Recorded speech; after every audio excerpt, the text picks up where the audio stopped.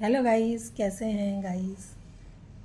Guys, कहानी का नाम है संस्कार।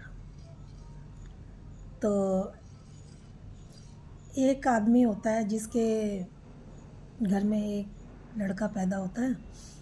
तो वो कहता है कि लड़के को इंग्लिश स्कूल में शिक्षा दिलाएंगे। तो उसकी बीवी बोलती है कि नहीं, इसको गुरुकुल में शिक्षा दिलाएंगे। अब दोनों में ऐसी कहा सुनी होती है, तो वो आदमी नहीं मानता है और इंग्लिश स्कूल में उसको डाल देता है बच्चे को।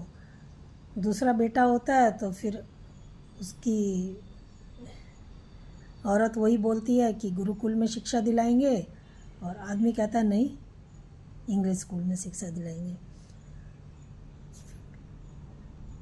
तो वही होता है, फिर उसको इंग्लिश स्कूल में दूसरे को भी डाल देते हैं। फिर तीसरा होता है, तीसरे में भी वो कहती है गुरुकुल में शिक्षा दिलाएंगे, वो कहता है नहीं, इंग्लिश स्कूल में डालेंगे। तो इंग्लिश स्कूल में उसको तीसरे को भी डाल देते हैं।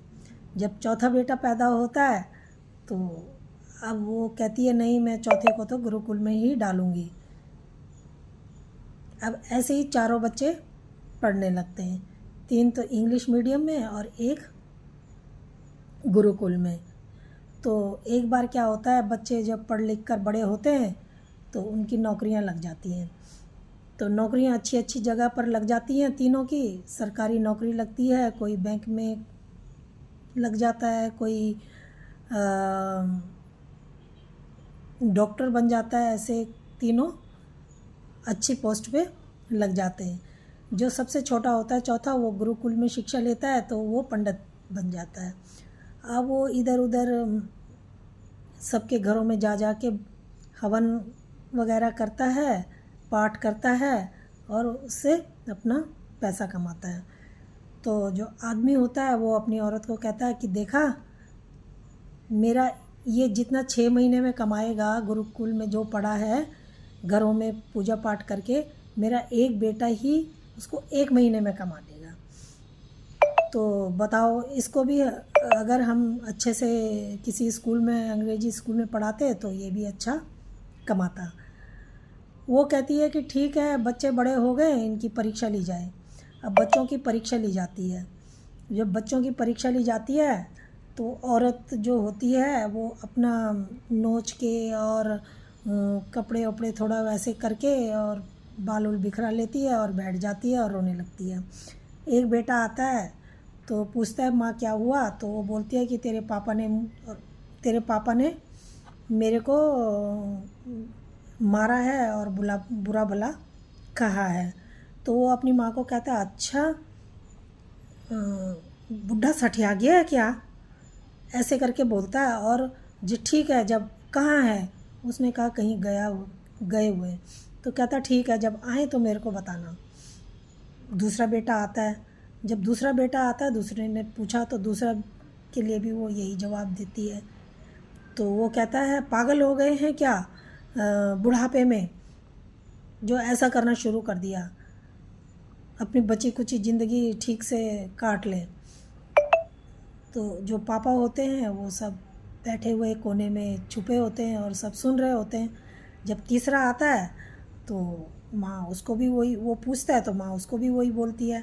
अब तीसरा आता है और कहता है बुढ़ापे में औलाद से पिटना चाहता है क्या, जूते खाने की नौबत आ गई है अब। तो ऐसा कह के ठीक है, मैं सोने जा रहा हूँ, सुबह बताता हूँ, यूँ कह के वो भी चला जाता है। अब जब चौथा आता है, जो सबसे छोटा होता है, वो पूछता है अपनी माँ से कि माँ क्या हुआ।